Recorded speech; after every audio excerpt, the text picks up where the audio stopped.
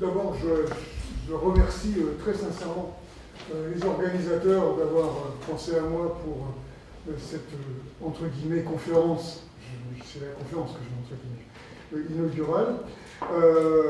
Bon, alors, je leur disais, vraiment, je les remercie. Bon, j'espère que je ne serai pas trop ennuyeux. J'essaierai en tout cas de ne pas l'être. J'ai hésité longtemps entre faire comment dirais-je, une intervention a cappella, comme on dit, c'est plutôt là, enfin, je me sens très à l'aise dans les interventions a cappella, ou faire quand même un PowerPoint, donc j'ai fait un PowerPoint, mais ce que je voulais vous dire en premier préambule, parce que là, il y a beaucoup de préambules, la première chose que je voulais dire, c'est que c'est presque une sorte d'inventaire, non pas à l'après-vert, mais enfin, j'aime pas le mot inventaire parce que ça cristallise les choses. Je pense que justement, ça doit toujours bouger.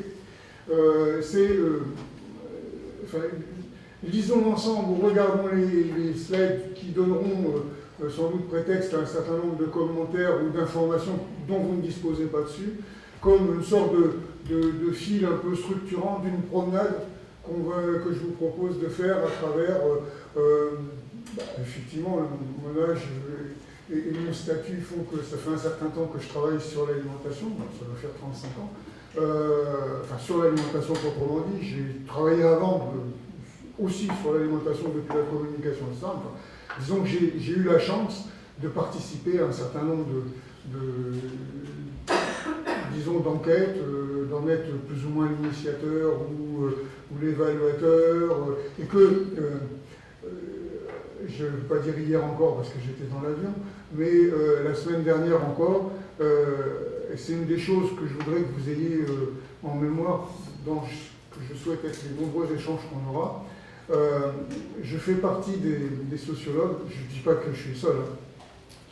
Aucune attaque personnelle contre mes collègues avec lesquels je m'entends très bien, mais je suis l'un des sociologues qui, depuis des décennies aussi, a revendiqué le statut d'artisan de sociologie. C'est-à-dire que pour moi, si je ne fais pas de terrain, si je ne suis pas sur le terrain, je ne suis pas foutu de donner du sens aux personnes dont on me demande de parler. Donc j'ai obligatoirement, et à l'heure actuelle encore, je vais interroger des gens, je les regarde, je discute avec eux, quel que soit leur âge, quel que soit les trucs comme ça. Et c'est qu'à partir de mon vécu, j'allais dire presque corporel, et je pense que sur l'alimentation c'est essentiel, c'est qu'à partir de ça, on peut vraiment commencer à donner du sens et faire une sociologie compréhensive telle que ce que je vous la propose. Donc tout ce que j'aurai là, même si ça paraît théorique, il y a toujours derrière, moi j'ai en tête, vous disiez l'encyclopédie, je ne sais pas, mais ce que j'ai en tête, c'est des visages, c'est des situations, c'est tout un tas de trucs que je dois redistribuer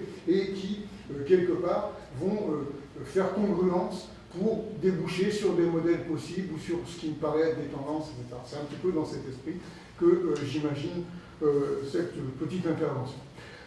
Donc ça c'est la première remarque, et puis maintenant moi je vais commencer, et puis je vous donnerai au fur et à mesure, peut-être c'est mieux que je balaye, qu'on fasse la promenade, et puis qu'après on se prenne un temps d'échange, si vous voulez, pour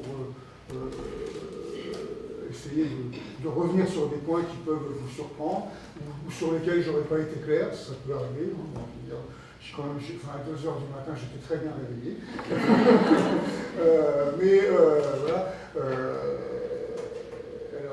Tic-tac, c'est parce qu'il faut, une fois qu'on a repéré.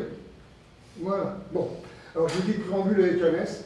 Alors, il y a peut-être encore des fautes, hein, j'en ai retrouvé encore avant-hier, mais bon. Préambule avec Annès, c'est quand même des choses qui sans doute vont faire. Enfin, je pense qu'on en discutera, que ce sera sans doute très intéressant durant ces 2 journées. C'est la complexité du phénomène du manger. C'est-à-dire que. Et je dis ça, c'est pas de la provoque, c'est de l'expérience. C'est que on n'est pas les nutritionnistes, les épidémiologistes, les médecins, les psychologues, les sociologues, etc. Il faut qu'on fasse ensemble et qu'on se persuade qu'on a tous un petit bout de la compréhension du phénomène du manger. Et que, en aucun cas, l'un d'entre nous, quelle que soit sa discipline, ne doit avoir priorité sur les autres. Autrement dit, arrêtons, je le dis alors clairement, alors ça c'est peut-être de la provoque, mais ça va sans doute être au sein des débats, je le dis très clairement, arrêtons de médicaliser l'alimentation. Ça c'est ma première posture, et j'en demanderai pas.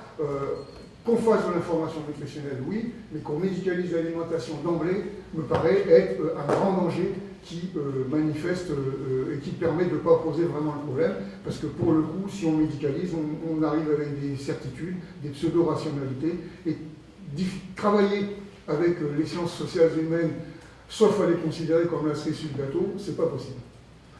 Donc, je crois que ça, c'est un des premières remarques que je voulais faire, qui est une sorte de préambule, je dirais, méthodologique. Qui, encore une fois, je n'ai pas plus d'importance que l'autre. Nous avons tous la même importance et nous devons tous travailler ensemble dans une approche pluridisciplinaire. Et que tant qu'on n'aura pas mis ça dans nos têtes, et tant qu'on ne fera pas un effort pour ça, parce que c'est très difficile, eh bien, on loupera des aspects du problème. Ça, c'est le premier point. Deuxième point, que donc, manger, c'est pas qu'un acte physiologique, c'est pas qu'un acte biologique, c'est pas qu'un acte symbolique, c'est un acte qui crée du lien social, et c'est un acte social et qui est géré par des instances sociales, même si ça bouge, et même si, on le verra dans l'exposé ou dans nos discussions, même si les repères peuvent changer, particulièrement chez les adolescents, mais peut-être pas particulièrement chez les adolescents, parce que quand on regarde les parents, on s'aperçoit que c'est peut-être eux qui ont donné le modèle, et que finalement, le coup, le monde il mange mal, mais quand on les voit regarder, eux ils mangent très mal. Hein, donc c'est-à-dire que je crois qu'il y aura un exposé qui montrera bien comment les parents, finalement, ils ne sont pas exemplaires. Hein, bon, et qu'il faut peut-être arrêter avec les ados et des représentations très stigmatisantes et très, je dirais, à la limite de la caricature des comportements d'ados. Donc ça, c'est une première chose.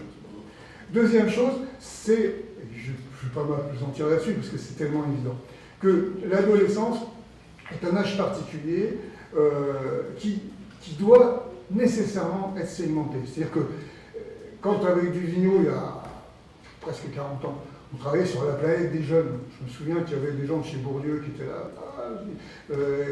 Et donc, eux aussi la jeunesse. On s'était frité là-dessus. Il n'y a pas une jeunesse. Donc, les jeunes, ça ne veut pas dire que c'est un ensemble cohérent. Ça veut dire qu'il y a des segmentations. Donc les adolescents, ils ont des âges différents. Donc à quel moment, de quel adolescent, de quel âge parle-t-on, et de quelle situation sociale, de quelle trajectoire psychologique, de quelle implantation géographique, quel quartier, il y a tout un tas de segments que j'essaierai d'évoquer dans la suite de mon propos. Ce qui bien sûr veut dire que, je le dis parce que ça pourra servir dans les échanges, j'ai eu l'honneur, ça fait un peu pompeux quand on dit ça, mais c'est vraiment, je le ressens comme tel, de présider, d'avoir été désigné, je ne sais pas par qui, mais enfin, on m'a renouvelé dans mes fonctions, donc j'en suis encore une fois honoré, comme membre qualifié du Conseil national de l'alimentation en France. C'est un endroit où il y a donc c'est une sorte de lieu de consensus entre à la fois les mouvements de consommateurs, tous les acteurs des ministères, tous les acteurs de l'alimentation sur donc le groupe que je préside. On m'a demandé de présider un groupe qui est le groupe de travail qui est sur les enjeux de la restauration collective scolaire. Et donc, pour moi, ça a été, ça y est, on a pratiquement fini de rédiger l'avis, ça a été un immense bonheur. Vraiment. Parce que, en plus, je pense que c'est un avis qui fera date et qui est presque satisfaisant, je dirais. Je pense qu'il est satisfaisant pour la totalité des gens qui étaient là, que ce soit les maires de France, les petites communes, les grosses communes, les personnels de cantine, tout le monde semble satisfait de ce qu'on a réussi à trouver comme plateforme. Je ne dis pas c'est pas magique, hein, on n'a pas toutes les solutions, mais on a essayé quand même de faire des grosses avancées et de montrer comment on peut changer les choses et comment les choses changent, parce qu'il y en a marre de dire toujours il faut que les choses changent. Ça change bien, il faut aller regarder, c'est tout. Hein. Bon, il faut regarder aux bons endroits. Et donc, si je vous dis ça, c'est parce que je me souviens qu'une des premières séances, pour ne pas dire la première, j'avais proposé à l'ensemble des membres, pour vous donner une idée, il y a 56 institutions qui ont été présentes pendant presque 3 ans, à raison d'une réunion par mois. Ça veut dire que c'est quand même été quelque chose d'important, qui mérite d'être souligné. Eh bien, j'ai proposé qu'on fasse une typologie des convives. C'est-à-dire que les convives, en l'occurrence, c'était les adolescents. En disant, quand on parle de restauration scolaire, finalement, Ça commence dans le primaire, ça peut commencer avant, c'est dans le secondaire, c'est dans le collège, c'est dans l'élémentaire. Et donc, il y a des garçons et il y a des filles. J'étais surpris de voir que jamais, dans aucune directive, on ne dit qu'on nourrit des garçons et des filles. Ils ont quand même le rapport au corps qui n'est pas totalement le même. Et ils ont des représentations de l'avenir et un certain nombre de choses qui sont différentes. Je ne parle pas, bien sûr, des itinéraires sociaux, etc., sur lesquels on reviendra. Ça veut dire que, quelque part, la pluralité des adolescents, elle est gommée. Comme on dit, on nourrit ceci, ça. Et alors, finalement, on donnerait le même discours, ce qui est aberrant, on donnait le même discours pour les municipalités qui vont nourrir les 6-10 ans, pour les conseillers, pour la France, je vous parle, les conseils maintenant départementaux qui vont nous nourrir des 10-14 ans, grosso modo, 15 ans, selon s'ils sont en retard ou pas, et puis des 15 ans et plus, jusqu'à ce qu'ils aient le bac pour les lycées, donc ça c'est la région, et éventuellement, on avait sorti les étudiants, parce que ça ne relève pas le COUS, ne relève pas le... Mais donc, faisons des typologies qui soient des échafaudages, j'aime bien les métaphores, qui soient des échafaudages et non pas quelque chose de cristallisé dans lequel on va s'enfermer. C'est-à-dire qu'il ne s'agit pas de faire une typologie et de s'y tenir, il s'agit de se donner le moyen de monter le mur. Montons le mur. Donc, la diversité fait partie de la construction du mur. Donc ça, il faut en être persuadé. Et donc, tout au long de l'exposé qui sera possible, vous avez déjà beaucoup de préambules en général, ça c'est ma façon de fonctionner. Il y aura 5 minutes d'exposé et 3 quarts d'heure de préambule. Et donc donnons-nous les moyens de saisir cette pluralité, ce qui veut dire bien sûr que je vous parlerai tout à l'heure du triangle du manger, du mangeur pluriel, que j'en parlerai à un moment donné de l'exposé, mais que tout au long de l'exposé, c'est omniprésent. C'est omniprésent. Donc, dans les préambules, je le pose comme une nécessité méthodologique. Si on veut réussir et rencontrer des attentes et modifier des comportements de certaines cibles qui n'ont rien à voir avec d'autres cibles. Je pense que tous nos amis du marketing sont plus précis sur ces leçons-là. Alors, troisième chose, le comportement alimentaire, il est, je dirais, à la fois un lieu, alors ça aussi, je donne de production et de reproduction. Et j'employais des mots que j'ai déclinés dans un certain nombre d'articles, entre socialité et sociabilité. Là encore, ça renvoie à la socialité, c'est le marqueur social. C'est-à-dire qu'on le veuille ou non, on est dans une famille qui va transmettre des habitudes, qui va transmettre des préférences alimentaires, qui va transmettre un répertoire alimentaire, et que tout ça, même si on le nie, on en est l'héritier. C'est-à-dire que quand vous vous êtes fait tatouer, c'est bien un des problèmes. Tatouez-vous si vous voulez, hein, moi je m'en fous. Mais quand vous êtes tatoué et qu'un jour vous dites je ne veux plus de mon tatouage, ben, la probabilité pour qu'on puisse quand même voir que vous aviez un tatouage à cet endroit-là, eh ben, elle sera là. C'est-à-dire que la peau ne va pas retrouver totalement sa qualité. Hein, bon. Et que donc la socialité, c'est pareil. Vous dites, oh, moi je ne suis pas un fils d'ouvrier. Bah oui, mais la façon dont vous n'êtes plus un fils d'ouvrier montre que vous êtes justement un fils d'ouvrier. Hein, c'est-à-dire que les nouveaux riches ou n'importe quoi, c'est ça. On est marqué par son appartenance sociale, qu'on le veuille ou non. Et il y a toujours des appartenances sociales, plus ou moins visibles, mais il y en a toujours. À nous de les débusquer. Et qu'est-ce que ça transmet? Donc on est dans la transmission. Alors qui peut être une transmission quasi absente, on y reviendra. Il y a des trajectoires, malheureusement, de précarité extrême, où la transmission, on la cherche un peu. Mais le fait, justement, de la transmission, c'est qu'il n'y a pas de froid négatif, c'est... Pardon. Oh, oh. Mon Dieu, déjà vu. Voilà. On va revenir en arrière. Donc, il y en a un après. C'est bon, c'est bon. Voilà. Donc, il n'y a pas de froid négatif. Il n'y a pas, bon, je le dis, je pense que dans certains exposés qui seront faits ultérieurement, on retrouvera, non seulement il n'y a pas de froid négatif, mais il n'y a pas de table, ça c'est nouveau en France. Avant on n'en avait pas, mais je me souviens d'amis québécois qui les premiers m'en avaient parlé. Il n'y a pas de table pour manger. Il n'y a pas de table pour manger. Ça c'est une transmission. Bon, c'est une transmission en creux, c'est une transmission négative, mais c'est une transmission. Quand vous arrivez dans une famille où il n'y a qu'un divan et un écran, eh ben, et puis des trucs qui sont sur la fenêtre quand il fait froid et qui ne sont pas là du tout quand il fait chaud, eh ben, c'était bon, non? Non, Moi, je relis.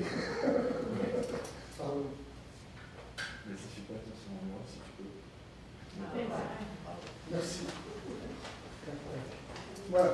Donc, dire il y a la socialité. Mais en même temps, et c'est tant mieux, grâce, et c'est tout le, sans jeu de mots, c'est l'influence des pères PE et PAI, des pères et des pères.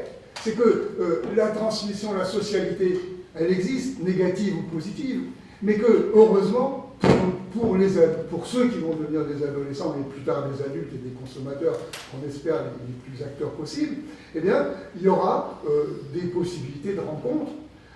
L'école joue ce lieu-là, en France en tout cas, je ne sais pas, on discutera après avec vous ici, mais l'éducation, culture alimentaire, le rôle de la restauration scolaire, tout ça, ce sont des choses, ou des restaurations de loisirs, ou des systèmes de santé ou de prise en charge de santé qui font des ateliers de cuisine, etc., font que, quelque part, on peut agir sur les préférences alimentaires en dehors des pères payés, hein, et que donc, il y a là, quelque part, des actions possibles qui sont, me semble-t-il, intéressantes à prendre en considération, que ces actions qui doivent être prises en considération sont des actions qui vont se prolonger, bien sûr, dans les sociabilités. Alors là, on n'est plus dans la socialité, mais on est dans les sociabilités. Les sociabilités, c'est les interactions qui vont se faire entre les modèles dont je suis porteur, parce qu'on me les a transmis ou on ne me les a pas transmis, et ceux que le copain, la copine, les journaux, les médias, l'école, etc., les nouvelles technologies vont, quand je dis les médias, il y a bien sûr les nouvelles technologies qui sont prises dedans, vont pouvoir me transmettre. Et que là, pour le coup, il y a des hasards qui font bien les choses, il y en a qui font moins bien les choses, il y a des possibilités de rencontrer, plus ou moins grandes, et c'est là que le genre, enfin dans l'exposé, puisqu'il va bientôt être bien court, dans l'exposé que je me proposais de vous faire, c'est sans doute là que nous allons voir des inégalités, enfin que moi je perçois des inégalités, dans le fait qu'il y a, comme vous dites dans un mot que je trouve admirable, il y a les chanceux, hein, il y a les chanceux qui peuvent multiplier les groupes d'appartenance, et là, moi que je jappe d'un côté de l'autre, et je vais ceci, ça, je vous les montrerai dans certains endroits. Et puis il y a ceux qui sont moins chanceux, ils rentrent chez eux, ils s'assiedent sur le sofa devant l'écran, et puis ils mangent ce qu'il y a, ou ils ne mangent pas ce qu'il n'y a pas. Et donc ils vont manger ailleurs ce qu'ils vont trouver rapidement, avec machinalement, j'allais dire, parce qu'il n'y a pas d'éducation alimentaire, parce qu'il n'y a pas d'enchantement d'alimentation, etc. Et que donc on voit bien qu'il y a quelque part des inégalités dans la possibilité de fréquenter des diversités d'alimentation. Et que pour le coup, la restauration collective scolaire peut être une des clés susceptibles de modifier ces choses-là. En tout cas, j'y crois, sans ça je ne serais pas militant de ce point de vue. Alors, les dernières, et puis j'ai fini sur les préambules presque, je crois.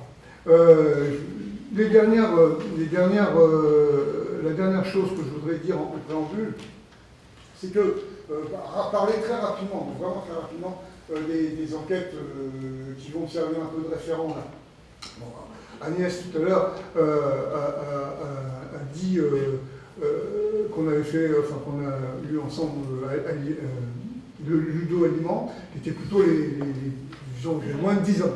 Les moins de 10 ans, on allait jusqu'à 11 ans dans certains cas, mais on était vraiment sur de l'enfant ou du petit préado. Du petit préado, mais il y avait déjà des trucs qui n'étaient pas inintéressants, qui annonçaient bien les préados. À la suite de cela, il y a eu Animado, donc, qui sert de référence, j'ai vu que dans le résumé, j'ai oublié le S, alors, tant pis, on ne va pas corriger. Animado, qui a été, donc, où j'étais dans le comité de pilotage, on a eu vraiment des beaux échanges, j'ai rencontré plein de gens qui sont dans cette salle, et c'était hyper intéressant, qui était grosso modo sur les... C'était la suite, hein, une filiation, c'était la séquence d'après, c'est 11, on était jusqu'à 11-17 à peu près, hein. Même 18, il y a eu quelques 18, enfin la grosse majorité, ça s'arrêtait vers 15. Hein, avec d'autres en parleront, donc je ne vais pas en parler trop. Et moi, j'avais bien aimé Animado en tant que dans le comité de pilotage et encore un peu actif dans les séminaires de discussion qu'elle a pu se faire. Et je pensais qu'il fallait compléter par une approche plus importante de ce qui se faisait dans les fast-foods et tout, qui étaient finalement des lieux qui n'avaient pas tellement été regardés par Animado. On avait regardé un peu la rue, beaucoup la famille, mais beaucoup la restauration collective, mais peu ce qui se passait dans le fast-food, qui était un peu comme une sorte de lieu maudit, qui était sans arrêt dans le discours, on va au fast-food, etc. Mais finalement, on avait fermé la porte, on n'était pas rentré voir. Donc avec les étudiants, on a fait une enquête qui s'est terminée. Moi, j'ai terminé les dernières enquêtes que j'ai faites datent de 2013, mais j'étais quasi tout seul à faire mes terrains, mais c'est très agréable. D'ailleurs, qui n'ont pas été pris en considération parce que l'enquête était finie, mais moi ça me sert. Sur les burgers, ce qu'on appelle les burgers restaurants, donc Quick, McDo, et le troisième, je cherche parce qu'il n'y avait pas encore, Burger King n'était pas encore revenu. Le troisième, c'est KFC. Intéressant d'ailleurs, parce que on en reparlera, si ça vous intéresse, on prend. Disons que les trois enseignes ne drainaient pas les mêmes publics. C'est très clair. Donc il y a des entre-soi qui jouent en amont, et que selon le lieu d'implantation dans l'espace urbain, il y a des clientèles qui sont prédéterminées, et que ce n'est pas la peine de faire du halal, puisque dès le départ, on sait si c'est halal ou pas halal. Donc ça, c'est vraiment foutu de dire un McDo ne va pas faire de halal, mais en réalité, on sait que le McDo du port de Marseille, moi je l'ai fait, il est halal, que tout le monde le savait, que les gens qui y vont, ils savent qu'ils peuvent manger halal, donc c'est pas la peine, il n'y a pas de sélection sociale, c'est-à-dire qu'effectivement, on sait ce qu'on mange. Et puis alors après, Quick, on va dénoncer parce qu'il va dire qu'il fait halal, mais je veux dire que ça, c'est des choses qui sont, me semble-t-il, intéressantes à voir, non pas sur une discussion sur le halal, mais sur le fait de processus sélectifs des lieux de fréquentation qui se mettent en avant. Et le KFC, c'était le restaurant, nous on l'a vu comme ça, c'est un peu le restaurant de moi, l'équivalent de mon grand-père, qui nous payait le restaurant, c'était le dimanche, dans ma génération. Là, c'est le samedi, quand ils vont faire les courses, c'est le patriarche de famille d'héritières en France, de Harki ou des descendants d'Harki qui vont, ou quelque part c'est le patriarche qu'offre à manger à tout le monde. Il y a des convivialités qui sont très intéressantes, mais qui on vient manger des cuisses de poulet. Justement, si vous dites que c'est pas bon pour du point de vue nutritionnel, là pour le coup, ça a une autre fonction que la fonction nutritionnelle que d'aller chez KFC. Voilà. Bon. Alors, donc cette enquête Quick, quand même, pour vous donner, on a fait 825 interviews, enfin 825 questionnaires, 200 interviews qualitatives avec les étudiants.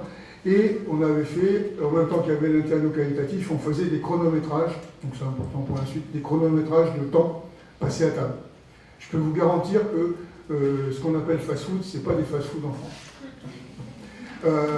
C'est-à-dire que le temps moyen de fréquentation d'une table, alors j'y reviendrai après parce que c'est compliqué, le temps moyen de fréquentation, d'occupation d'une table, il était, c'est-à-dire, je commence le menu, mettons, si on prend un menu, je commence le menu et je termine le menu, on est sur 35 à 40 minutes. L'équivalent, un menu en restauration, on avait fait quand même l'équivalent en restauration, pour le coup, étudiante, on était sur 12 minutes. On mange en 12 minutes quand c'est bon, parce qu'il y a la queue et les autres disent « vire ». C'est-à-dire que finalement, le temps d'occupation de la table, ça ne veut pas dire qu'on mange pendant 45 minutes. Ça veut dire qu'on tchatche, qu'on se fait du hashtag ou des trucs comme ça, qu'il y a une machine qui va arriver, alors on va aller la retrouver chez Sephora, mais il y a un machin qui va, donc on va aller acheter une console ou regarder les consoles à tel endroit. Alors là, on voit que le genre, ça marque. Il y a les boutiques à nana et les boutiques à mecs. Alors les jeux, c'est plutôt les mecs et les c'est plutôt nana. Mais les dessous attirent beaucoup aussi, pas que les mecs, les filles aussi.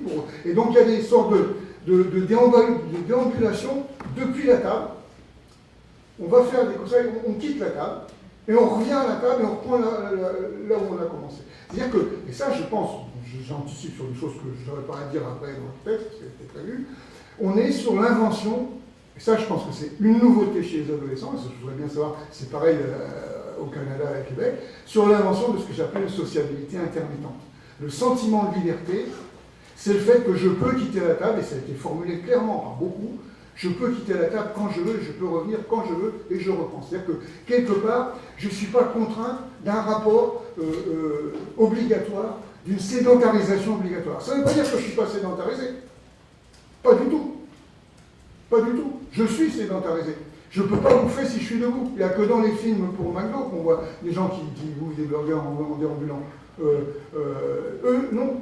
Quand ils en achètent en vraie vie, quand ils vont s'asseoir après sur une marche, sur une table, ils vont aller chez un copain, ça. Quand on mange, on s'assied. N'importe où. On s'assied. En France. On s'assied. Mais il ne faut pas rester trop longtemps assis, parce qu'après, il faut quand même qu'on aille ailleurs. C'est qu'on a quelque part une déambulation du mangeur, et c'est le produit, il est nomade, mais quand il est mangé, il n'est plus un produit nomade, il est un produit qui est sédentarisé dans un espace de consommation. Et que ça me paraît intéressant, parce que quand on regarde les adultes, c'est pas tout à fait ce qu'ils font. Quand vous voyez, parce que le sandwich qui séduit beaucoup de populations adultes actives, eux, ils mangent en courant, ça. Vous voyez rarement un adolescent déambuler en mangeant un sandwich, ou a fortiori un burger. Il se pose, comme ils disent, on se pose. Et donc, mais il y a l'invention d'une nouvelle forme de sociabilité, c'est-à-dire qu'on est dans l'intermittence, et cette intermittence crée un sentiment, qui s'est été signifié comme tel par beaucoup d'entre eux, de liberté. C'est la liberté. Et en même temps, puisque je suis sociologue un petit peu, et pas que de l'alimentation, j'ai touché aussi à d'autres choses, et par l'alimentation on peut presque toucher à tout, je dirais que moi j'ai posé cette nouvelle forme de restauration, y compris celle des camions, on aura peut-être l'occasion d'en parler, comme des formes d'apprentissage de l'espace urbain.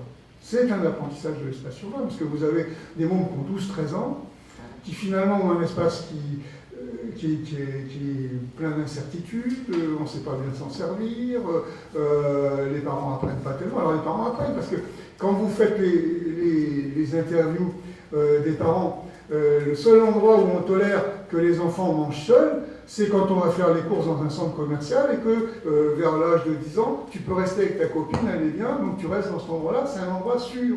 C'est-à-dire l'idée d'un endroit protégé, aseptisé, tout ce que vous voudrez, qui fait que là, on peut rester dans celui-ci, ils peuvent rester. Et ils apprennent l'autonomie. Et puis après, ils apprennent justement ce parcours depuis la table. On va avec des copains et des copines, on est sur 13-14 ans, avec des copains et des copines, on va aller regarder, faire les boutiques, enfin, comment j'aime beaucoup votre mot, c'est magasiner, merci. On va aller magasiner, même si on n'achète pas, et puis on revient, etc. Et donc vous voyez comment il y a là des inventions de sociabilité qu'il faut savoir regarder. C'est sous nos yeux, mais on n'en parle pas, et on a l'impression que c'est comme avant. Non, c'est pas comme avant. C'est pas comme avant. Avant, on se donnait rendez-vous, et ça correspond bien sûr aussi à des logiques, qui là sont des logiques fortes de simplification du repas. Parce qu'on n'est plus sur des repas avec 3-4 plats, on est sur un repas, et on est sur un repas qu'on va partager. Alors là, je pense que c'est une grosse différence avec l'Amérique du Nord, mais je parle des États-Unis. Aux États-Unis, avec justement les grosses portions de frites. Il y en a aussi en France. Hein, bon. Mais les grosses portions de frites, là, je ne parle pas des adultes. Hein, il y a des cas particuliers chez les adultes. Mais chez les adolescents, quand il y a une grosse portion de frites, toutes les opérations qu'on avait faites, quand il y a une grosse portion de frites, eh ben, elles se partagent. C'est-à-dire qu'on ne mange pas une grosse portion de frites tout seul, c'est pas possible. Et c'est chacun son tour d'acheter la portion de frites. L'autre fois, c'est toi qui as payé, c'est ma tournée de frites. Ça, c'est quelque chose qu'on trouve totalement fréquemment. Et avec bien sûr le genre, moi je mange pas de frites, je mange une salade, c'est fini plutôt. Hein, donc c'est pas caricatural, hein, c'est ce qui se dit au départ. Hein, bon. Et puis elles vont être plutôt sur l'offre poisson, ou sur l'offre, on y reviendra tout à l'heure, on aura le temps. Mais en même temps, cette offre-là,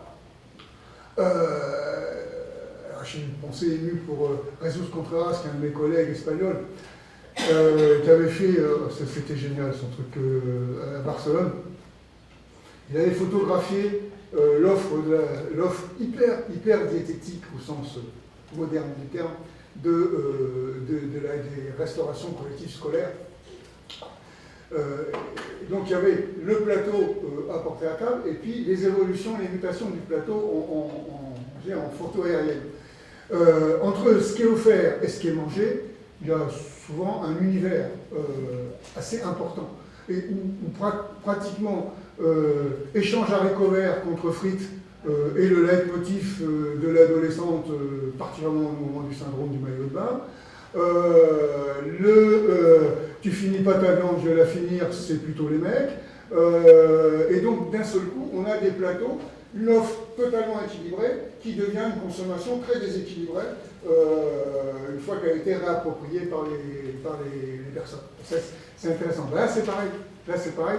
Dans les couilles, alors je ne dis pas qu'elle est déséquilibrée, je dis qu'on partage. Et que les adolescents qui disaient oh non, nous, on ne mange pas de burger, mais finalement, dans le processus de la relation de sociabilité, c'est tu me fais goûter ton burger, et on va en manger un peu.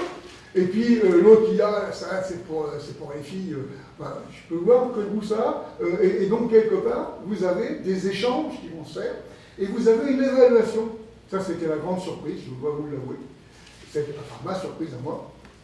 Une évaluation sensorielle de la qualité gustative. Moi, bon, s'il y a 20 ans, s'il y a 20 ans, on m'avait dit que dans les fast-food français, il y aurait de l'évaluation sensorielle des menus, j'aurais dit, vous vous foutez de moi. C'est pas, elle est là. C'est-à-dire que le jugement sur la qualité du pain, sur le fait, alors il y en a qui vont dire, telle marque, le pain est bon, les autres vont dire, ah non, on n'aime pas parce qu'il est trop masse, etc. Mais quelque part, on mange beaucoup moins machinalement qu'on pourrait croire. Bien sûr qu'il y a des fidélisations qui jouent, bien sûr, mais la qualité, les condiments dans la viande, l'onctuosité, l'importance de plus en plus grande, j'y viendrai tout à l'heure, du fromage, toutes ces choses-là, sont des choses qui sont mobilisées dans la perception sensorielle de l'offre. Donc je crois que c'est très important de signifier ça.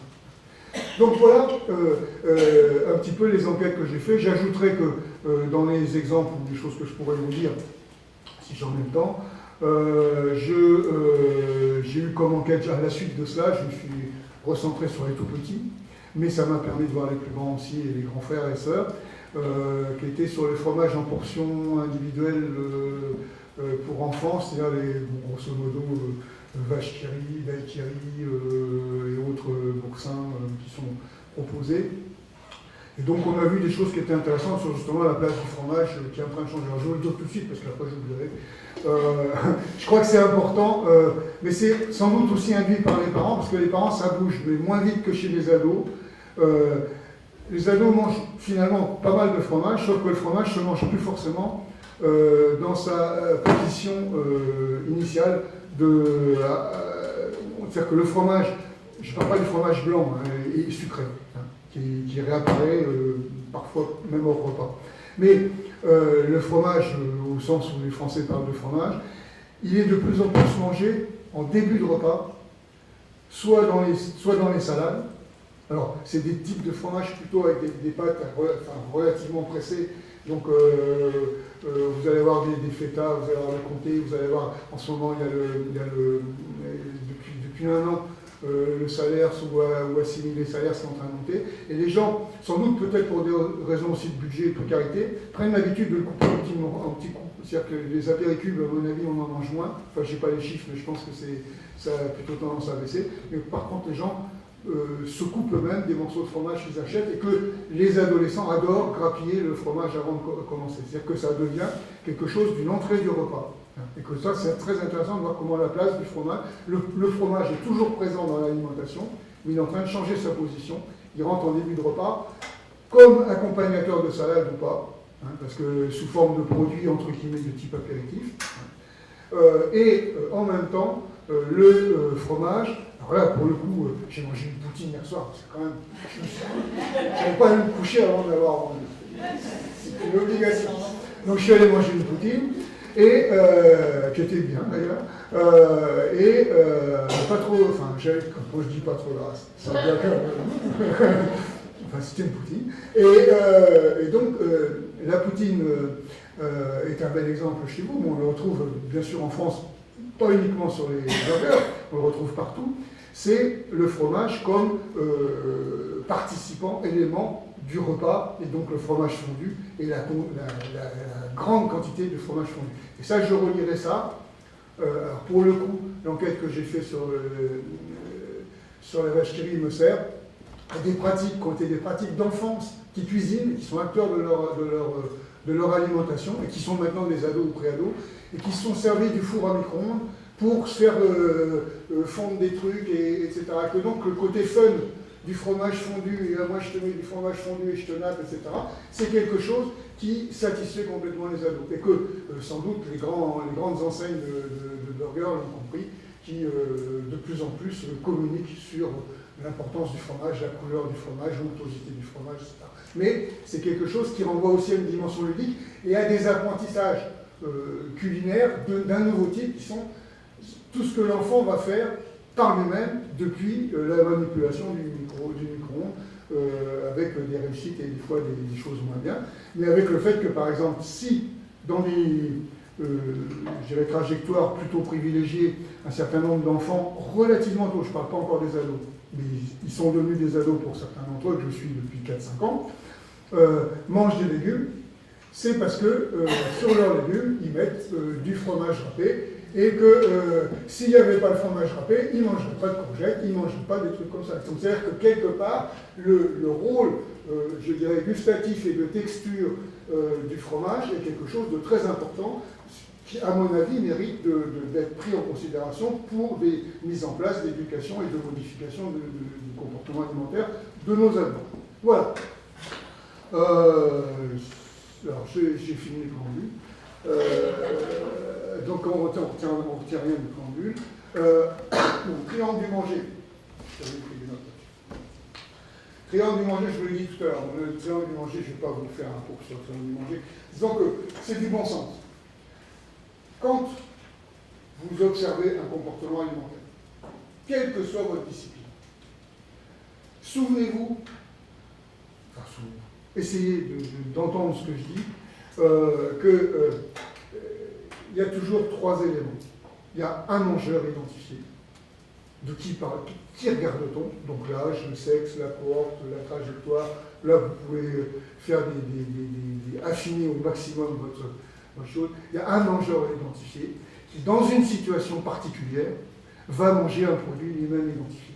Et que ce triangle-là, donc il n'a rien à voir avec celui de Lévi-Strauss, ce triangle-là, il va se modifier à travers l'espace et à travers le temps. Donc à travers le temps, d'abord, par exemple, il y a 20 ans, les ados, ils ne bouffaient pas de sushi. C'est-à-dire qu'on a le phénomène cohorte. Bon, il y a des produits qui vont arriver avec une cohorte. Et la première fois, la nouveauté dans une cohorte va en faire des produits quasi totémiques pour cette cohorte. Bon, il y a eu les cohortes à Coca zéro, il y a eu les cohortes, enfin ça peut être des boissons, hein. Il y a eu moi j'ai des étudiants qui sont un peu plus vieux maintenant, mais des cohortes à Morito, ça a fait des dégâts. Il y a des cohortes burger, bon, c'est passé, mais vous avez à l'heure actuelle en France, je ne sais pas ici, le retour de Burger King, c'est en sens ça, ou King Burger, je sais plus, enfin peu importe, qui d'un seul coup fait une sorte de jeunisme chez les ados qu'on démarre, enfin chez les parents, je veux dire, ou les grands-parents. Ah, Burger King, dans le temps, tu parles de sa jeunesse, ils sont jamais allés, hein, mais il y a une sorte de mythe qui est là, qui fait que le fils ou le petit-fils, il va aller faire comme papa ou comme grand-papa, etc. Donc voilà, donc oui, qui est en train de disparaître progressivement, racheté par Burger King. Mais on voit comment, d'un seul coup, il y a une sorte de reconstruction idéalisée de pratiques d'ingénisme, si vous voulez, qui bien sûr crée de la complicité, on est toujours sur la sociabilité, crée de la complicité entre les parents, ou les parents au sens large, les parents au sens large, parents, grands-parents, et les adolescents. Et parce que quelque part, j'ai fait comme toi, c'est un moyen d'avoir l'air un peu moins vieux, et c'est en même temps une sorte de distance affective qu'on essaye de réduire. Donc ça, je pense que c'est aussi important de voir, parce qu'il y a aussi de l'inégalité, parce que bien sûr, il y a des trajectoires où les gens ne vont pas dire j'ai fait comme toi, etc. Et de toute façon, ils ne vont pas au Burger King, c'est beaucoup trop cher pour eux. Que le camion aussi, surtout quand vous avez de la viande labellisée, de la Salers, etc. Alors là, en France, c'est de la folie. Hein. Le burger terroir, 15 € sans la boisson. Avec la boisson bio, ça vous fait de l'ardoise à 23 €. C'est déjà des folies, quoi. Donc on parle bien de clientèle privilégiée, on est bien d'accord. Donc on voit comment à chaque fois, il y a des triangles pour ça qu'il faut voir. Qui, pourquoi. Donc il y a l'effet cohorte, qui est sans doute quelque chose qui sera évoqué dans nos discussions.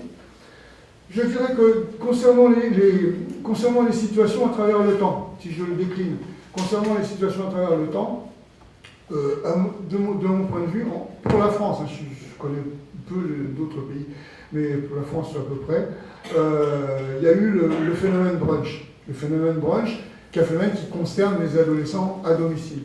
Parce que finalement, c'est la réponse parentale à justement l'espace d'autonomie et le fait qu'il ne va pas se lever tôt, etc., mais il ne va pas nous emmerder tout le dimanche.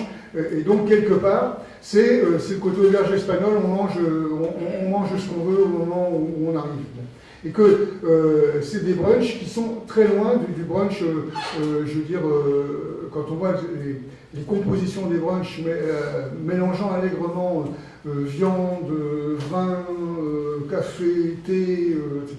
C'est vraiment un grand bricolage au sens noble de goût qui est fait, mais qui permet finalement de diminuer la tension qui pourrait exister les lendemains de fête dans les familles. C'est-à-dire que finalement, on n'est pas prisonnier, c'est la réponse à l'autonomie et à l'intermittence. C'est une sociabilité intermittente qui a été plutôt proposée par les parents, mais là encore, on s'aperçoit que ce n'est pas toutes les familles qui vont proposer le brunch, petite tête blonde, pour le dimanche, voire le samedi dans les familles, et que donc il y a encore des endroits où, quelque part, il n'y a pas de structure d'accueil selon l'état dans lequel on est et la soirée qu'on a passée la veille. Hein. Donc on voit bien que ce triangle-là, il est aussi marqué par des appartenances sociales, par certains. Bon, j'en avais plein d'autres à vous donner. Je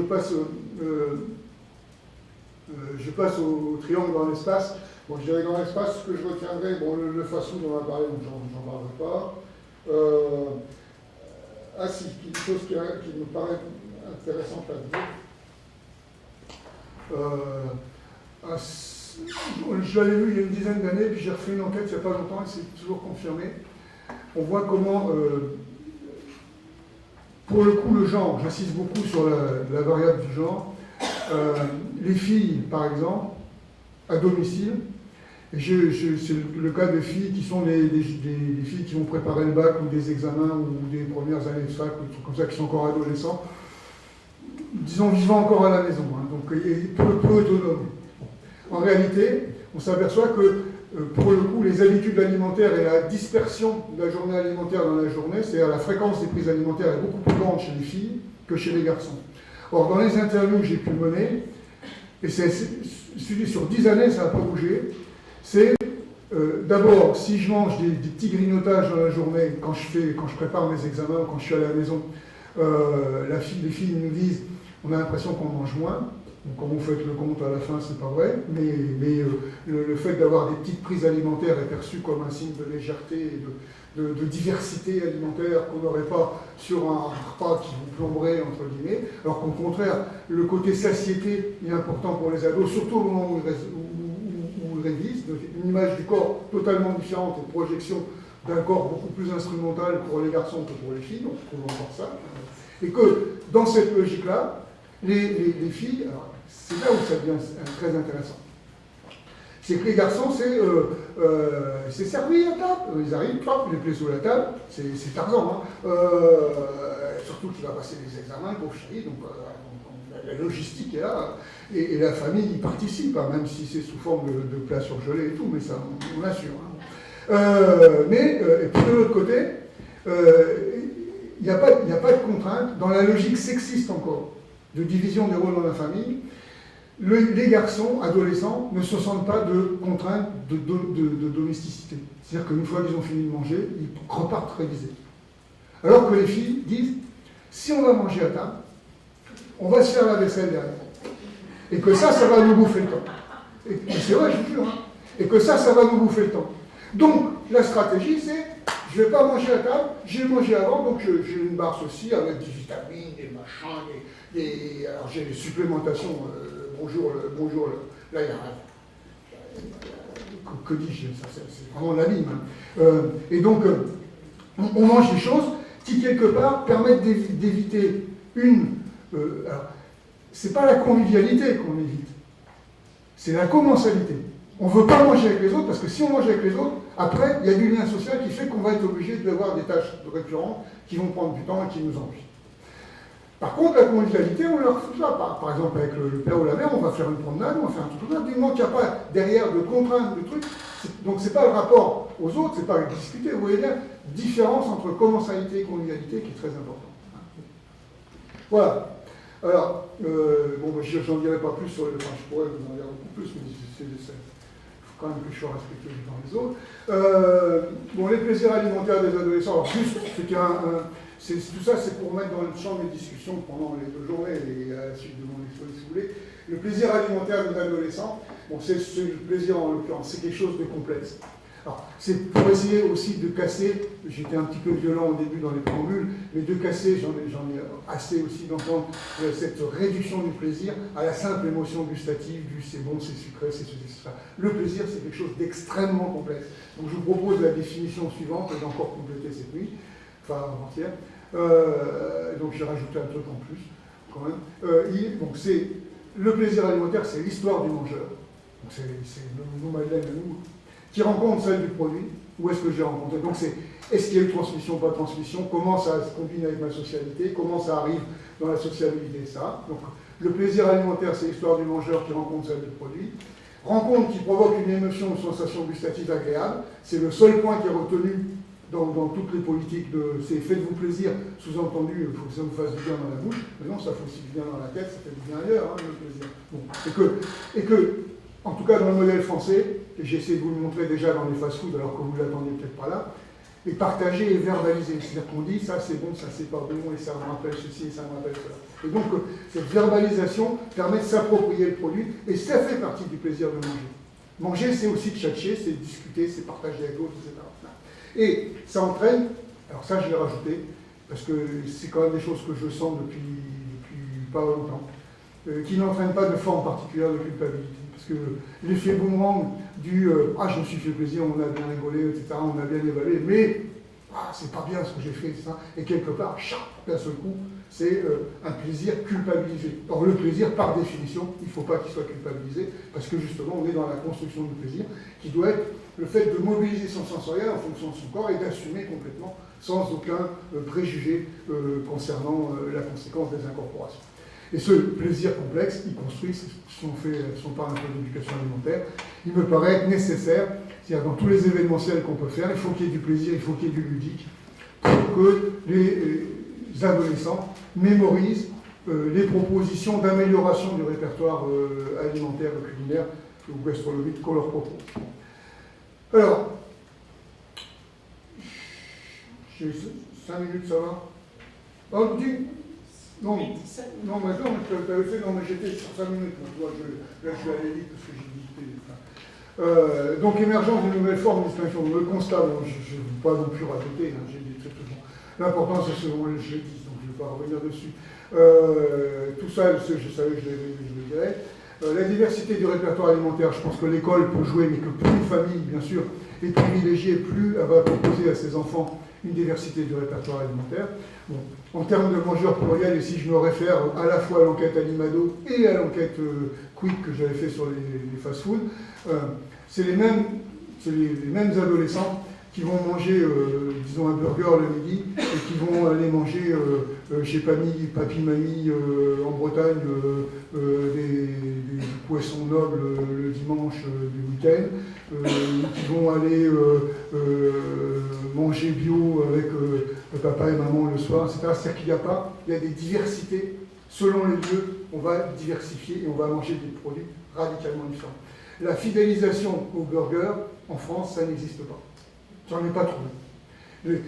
Il y a quelque chose qui ressemble un peu, mais ce n'est pas des gens qui mangent hors domicile, s'ils mangent à domicile, c'est ceux qui sont vraiment dans la précarité à Châteauroux. J'ai fait des interviews de gens qui mangent systématiquement de la viennoiserie matin, midi et soir, et de temps en temps ils la fourrent avec des produits qui leur tombent sous les... Mais parce qu'ils sont vraiment dans la grande précarité, Et qu'on n'a pas l'idée de manger autre chose, et bien sûr, on ne sait pas les légumes, les fruits, les trucs comme ça, on ne mange pratiquement pas.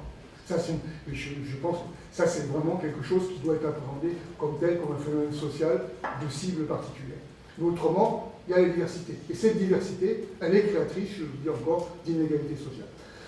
Bon, il y a les textures, j'en ai pas parlé, je reviens rapidement. Les textures,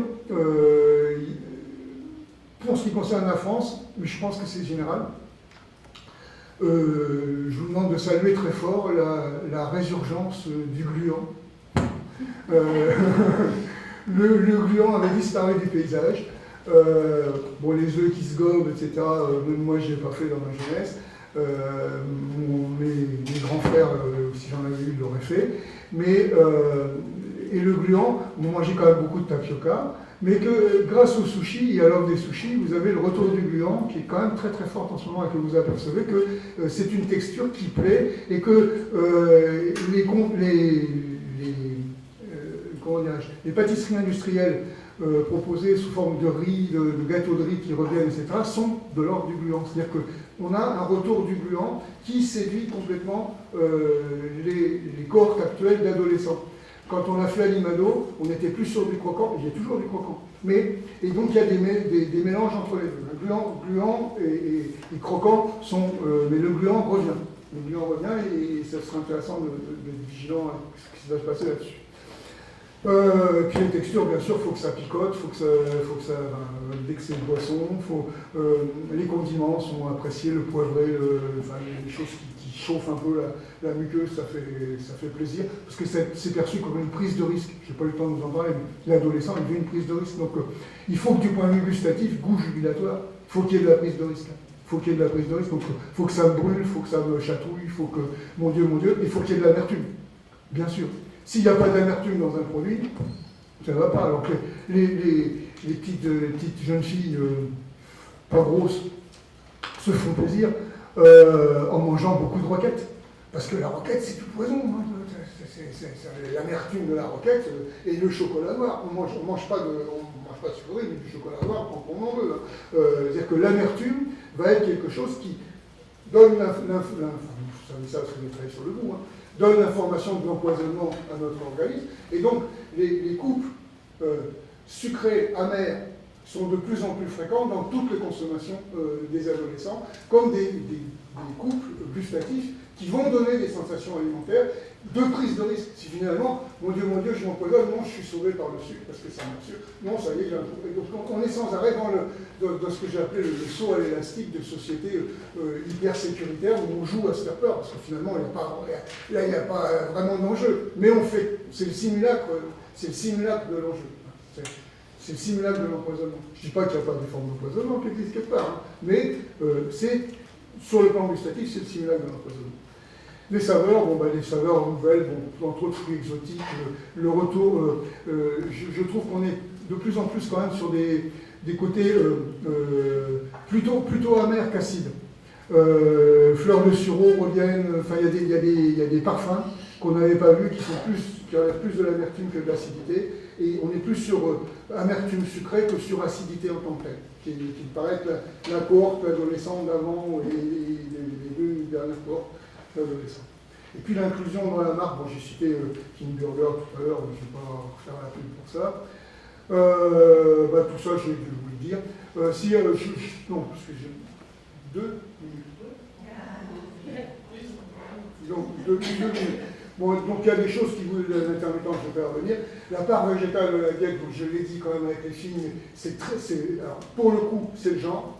Les filles mangent beaucoup plus de végétaux que les garçons, ça c'est très clair, et sont attirées par les végétaux. De là à dire qu'il y a un rejet de tout ce qui est produit d'origine animale et que derrière ça se cachent des logiques de harcèlement animal, je dirais oui. C'est-à-dire que les filles sont beaucoup plus sensibles à tous les discours antispécistes ou en tout cas alarmistes sur le non-respect de l'animal et la montée, beaucoup plus que les garçons. Et que donc on le voit, les adolescentes, et plus on a affaire à des filles, plus elles ont une catégorie socio-culturelle privilégiée, et plus on va trouver ce phénomène-là. Donc comme en même temps, c'est sans doute les personnes qui seront des gatekeepers, si j'ose dire, dans les médias ultérieurs, on peut imaginer que le fonds de commerce contre la consommation excessive de produits animaux, voire contre la consommation tout court de produits d'origine animale, a sans doute des espérances assez fortes devant elle. Par contre, et ça, je dirais important du point de vue, c'est quelque chose que j'observe, c'est très récent, c'est 6 mois à peu près, une nouvelle importance d'un aliment territorialisé. C'est-à-dire que, finalement, je veux savoir, c'est pas uniquement la traçabilité, hein, on n'est pas sur les normes HACCP ou ISO 2000 ou n'importe quoi, on est sur d'où ça vient, par qui ça a été fait, sur manger le paysage. Manger le paysage, c'est quelque chose que les adolescents de plus en plus reçoivent. Et alors ça, pour le coup, c'est un signe de qualité extraordinaire pour eux. C'est-à-dire que je mange un produit qui vient de tel endroit. Alors, ça peut être des filières d'ordre affectif, mais ça peut être aussi des produits AOC, ça peut être des trucs... Ils sont vraiment... Mais pas du bidon, c'est-à-dire pas un truc... c'est territorial, par exemple. C'est pas forcément le local, j'insiste. Hein. Contrairement à ce qu'on pense, le local c'est le territorialisé d'à côté. Et il y en a certains, ils ne veulent pas manger parce qu'ils voient comment c'est fait. Donc c'est pas parce que c'est local que c'est bon à manger. Donc ça c'est aussi un gros contresens d'un certain nombre de personnes. Mais le territorialisé, ça veut dire c'est fait par quelqu'un que je peux voir, de produit est en train de construire une histoire. Et j'ai eu par exemple des choses qui sont très intéressantes. À un moment ça m'a fait rire, mais je ne suis pas fait dans le locuteur parce qu'ils sont censés offusquer. Mais une dame qui m'a expliqué qu'elle mangeait des produits de terroir, c'était des bananes qui venaient de la Martinique. Bon. Mais, donc elle était parisienne. Hein. Bon, mais ça veut dire que le produit de terroir, le produit de terroir, c'est bien, parce qu'elle était allée après, elle était allée en résidence, elle avait une histoire derrière, elle avait vu la plantation de bananes, elle savait qui faisait, elle mangeait. La confiance était restaurée. Et donc, en termes de construction de confiance, l'ancrage dans un paysage et dans une histoire de production des produits est quelque chose que les adolescents ressentent de plus en plus. Et bien sûr, les filles le ressentent beaucoup, mais les garçons, c'est quasi égalité. C'est-à-dire que quelque part, l'idée est forte. Et puis, bon, ce qu'on avait dit dans Animado, monter de rapport réflexif avec le danger, que j'ai soulevé déjà au début d'exposer, le danger d'une certaine médicalisation de l'alimentation qui, moi, me paraît la pire des choses. Alors, bon, bah ça, je n'ai pas le temps. Hein, donc, savoir, croire, faire. Donc, les ados, bah, selon leur trajectoire sociale, ils savent. L'information nutritionnelle, ils savent. Ils ne croient pas forcément, parce que, pour le coup, la socialité ou les pères font que c'est bidon. Et on ne va pas faire parce qu'on n'a pas le temps, parce qu'il faut bien transgresser, etc. Donc, c'est une façon de s'affirmer. Mais en même temps, d'où l'importance de la restauration scolaire, bon, ça, le reste, j'en avais parlé. Et donc, les adolescents français sont des mangeurs pluriels. Multiplicité, je l'ai dit. Connaissent bien les messages sociaux, mieux que leurs parents. Hein. Même si ils disent qu'ils ne les respectent pas. En réalité, quand on les regarde de près, on l'avait vu dans Animado, et moi j'ai encore confirmé toutes les enquêtes de ces 2 dernières années, ils l'appliquent beaucoup plus qu'ils ne le disent. C'est-à-dire qu'il y a un déclaratif qui sous-évalue l'impact de l'information nutritionnelle chez les adolescents français, sauf je dirais, adolescents largués, rejetés dans un quartier ou dans une famille monoparentale au fin fond de la campagne, parce que malheureusement la précarité est de plus en plus rurale en France, avec tous les problèmes que ça peut poser de grands isolements.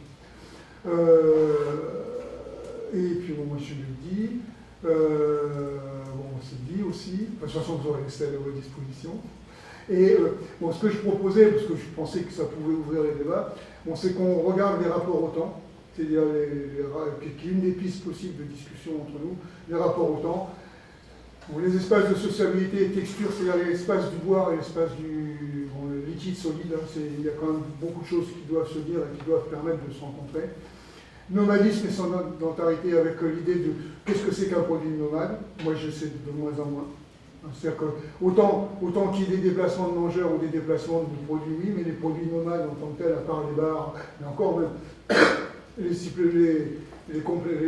repas, je ne sais pas comment on dit, enfin les suppléments, c'est pas suppléments, c'est ce qui remplace les repas, les substituts, merci. Les substituts de repas, j'ai fait une enquête l'année dernière. il y avait beaucoup de femmes qui s'asseyaient sur les bancs, qui se retrouvaient avec les copines pour manger ensemble leur giraumia ou je sais pas quoi. C'était leur repas du midi. C'est-à-dire que finalement, entre le gros sandwich et la petite barre, ils choisissent la petite barre, mais que c'est perçu comme un vrai repas, ce qui est surprenant. Voilà. Et qu'en même temps, c'est pas vraiment perçu comme on ne place pas dans le produit nomade. Moi, je dire les frontières me paraissent floues. Voilà. Eh ben, je vous remercie. Donc